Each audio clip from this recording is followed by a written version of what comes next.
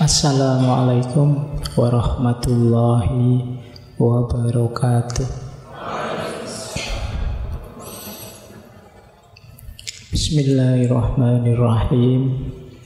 Alhamdulillahi rabbil alamin.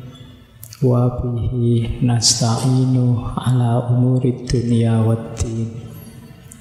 Allahumma sholli wa sallim wa barik ala habibina wa syafi'ina sayyidina wa maulana Muhammadin wa ala alihi wa ashabihi wa man tabi'ahum bi ihsanin ila yaumiddin. Amma ba'du. Bismillah. Mari kita lanjut lagi ngaji kita, belajar bersama kita setiap malam Kamis. Yuk kita lanjutkan ya. Sudah panas kah pikiran teman-teman? Oke, malam hari ini filsafatan beneran, tidak usah nunggu dalilnya. Kita belajar dari kitab politik.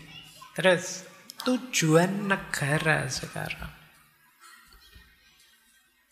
Kenapa sih perlu adanya negara? Kenapa kok harus ada negara? Negara itu penting, kata Aristoteles. Yang pertama apa? Negara bertujuan mendorong kebajikan dan kebijaksanaan. Negara adalah arena kebajikan dan arena kebijaksanaan.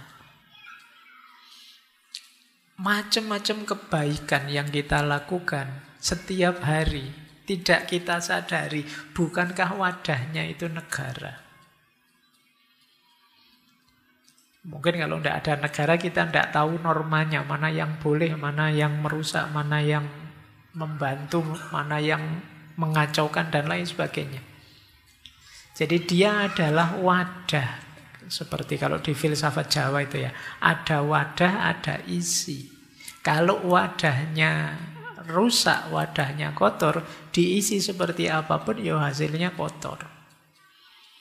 Maka negara harus dikelola dengan baik biar tujuan hadirnya negara sebagai arena kebenaran dan arena kebijaksanaan itu terpenuhi.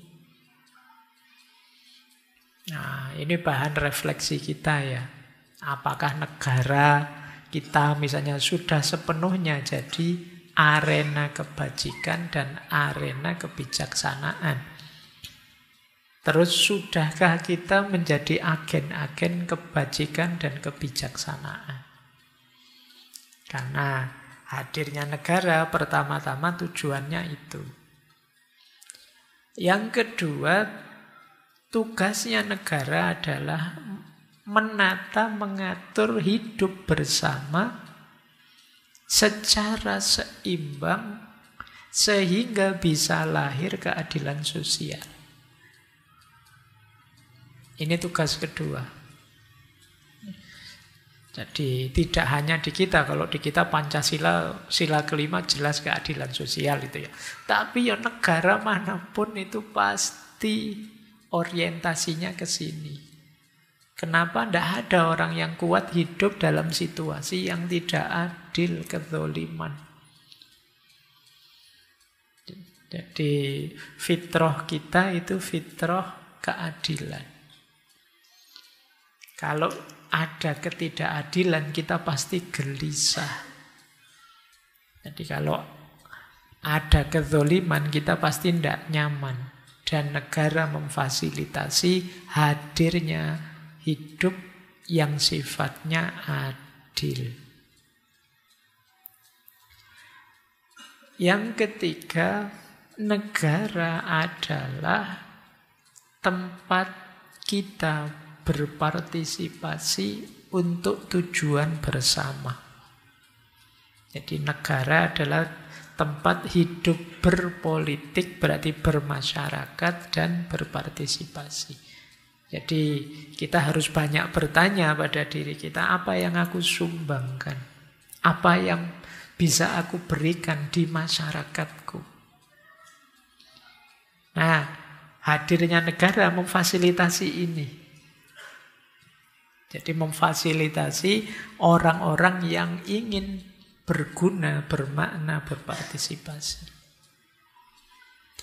Negara juga punya kewajiban mendidik dan memberdayakan. Ya, mendidik termasuk membentuk karakter. Jadi tidak sekedar menata, memerintah, menyuruh, tapi juga memberdayakan melalui pendidikan. Yang kelima, di tulisannya negara juga punya amanat mengamankan dan menyejahterakan. Jadi memelihara perdamaian dan kesejahteraan. Itulah tujuan hadirnya negara. Makanya ada kalimat di buku politik itu, the best city is happy and acts nobly. Kota terbaik itu dicirikan oleh warganya yang gembira dan perilaku warganya yang mulia. Jadi isinya orang-orang baik dan orang-orang yang gembira. Nah, ini bahan refleksi kita ya. Apa kita sudah baik dan sudah gembira? Kalau belum ya mungkin kita harus lebih banyak lagi berinteraksi sesama kita, saling belajar biar jadi warga negara yang baik dan gembira. Jadi Sokrates ini kan kalau di sistem etiknya yang dulu kita pernah bahas itu namanya eudaimonia, tujuan hidup ini ya kebahagiaan. Dan di antara kebahagiaan itu ya hidup kebahagiaan di level masyarakat. Untuk bisa bahagia di level masyarakat, berarti masyarakat juga perlu tatanan, perlu norma-norma. Sebagaimana kita juga perlu norma-norma moral, norma-norma akhlak. Jadi hidup baik adalah hidup bahagia. Untuk mencapai kebahagiaan harus melalui kebaikan. Itu rumus filsafat kebahagiaan yang dikenal dengan nama eudaimonia. Jadi sebenarnya kan rangkaiannya dulu pernah kita bahas itu ya, pengetahuan, kemudian kebaikan, kemudian kebahagiaan. Kalau ingin bahagia kita harus jadi orang baik. Tidak mungkin kita bahagia dengan melakukan keburukan atau kejahatan. Pak, saya bohong tapi seneng itu Pak. Ada yang nggak beres dengan dirimu. Pak, saya itu menyakiti orang Pak, tapi rasanya puas. Mungkin kamu psikopat. Enggak, kebahagiaan yang sejati itu lahir dari kebaikan. Kalau keburukanmu menurutmu menghasilkan kebahagiaan, jangan-jangan kamu keliru. Kadang-kadang ada bahagia yang durasinya sangat pendek, tapi setelah itu kamu merasakan sakit yang sangat panjang. Pak, ujian kemarin loh Pak, aslinya saya nyontek. Ternyata dapat A, seneng saya Pak. Loh, kamu nyontek dapat A, seneng kan kamu?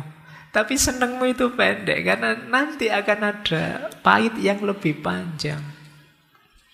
Dari nyontekmu itu mungkin karena nilainya A, kamu dianggap bisa mungkin nanti oleh atasanmu, perusahaan kamu dianggap pinter, dikasih amanat ini itu, ternyata malah tidak bisa, ternyata bisa lebih banyak. Kamu dianggap, mahasiswa UIN IPK-nya 3,9 misalnya, wah berarti sampean monggo khutbah, waduh khutbah ya, mari kamu bingung tidak iso khutbah tuh. Nilainya tinggi sih tapi ya. Nah kayak gini harus hati-hati. Pahit lebih panjang hanya dari senang sesaat. Nah untuk tahu mana yang baik, jalannya apa? Pengetahuan. Jadi ilmu, kebaikan dan kebahagiaan itu satu rangkaian. Makanya di banyak kesempatan saya sebut Tidak mungkin orang bahagia tanpa kebaikan. Dan tidak mungkin orang bisa baik tanpa pengetahuan, tanpa ilmu. Terus ada yang tanya, Pak, orang punya ilmu apa pasti baik? Harusnya pasti baik. Kalau dia tidak baik, kemungkinan dia belum pinter. Ilmunya kurang dalam, kurang luas. Baru ngerti sedikit, kurang banyak. Makanya ilmunya tidak membawa dia pada kebaikan. Belajar lagi. Nanti tambah luas ilmumu, tambah kamu paham bahwa kamu harus melakukan kebaikan. Nah, Pak, saya itu merasa sudah baik loh Pak, tapi kok belum bahagia-bahagia. Coba dicek lagi. Jangan-jangan caramu mengelola kebaikan keliru. Kenapa? Ilmumu kurang. Misalnya, melakukan kebaikan tapi pamrihnya besar sekali. Sehingga akhirnya ketika pamrihnya tidak ketemu, kamu jadi tidak bahagia. Yang kamu protes kebaikannya, padahal mungkin kamu salah kelola terhadap kebaikan itu. Harusnya kamu ikhlas saja akan membahagiakan, tapi karena kamu tempeli pamrih besar, akhirnya tidak jadi bahagia. Kenapa kok kamu berpamrih? Mungkin kamu kurang belajar tentang tata kelola amal baik yang lebih berkualitas. Nah, ini 3 rangkaian ini. Ini sebenarnya turun-temurun dari Sokrates, kemudian Plato, dan dilanjutkan Aristoteles. 3 rangkaian pengetahuan, kebaikan, dan kebahagiaan. Berarti apa? Bermasyarakat juga begitu. Masyarakat harus punya kelakuan baik. Dasarnya apa? Pengetahuan. Maka pendidikan penting. Jadi istilahnya kalau di bukunya Sokrates itu common good. Negara hadir untuk melahirkan common good. Kebaikan-kebaikan umum bersama. Nah, untuk bisa melahirkan tujuan-tujuan ini, pengelolaannya harus bagus dan jangan lupa etiknya.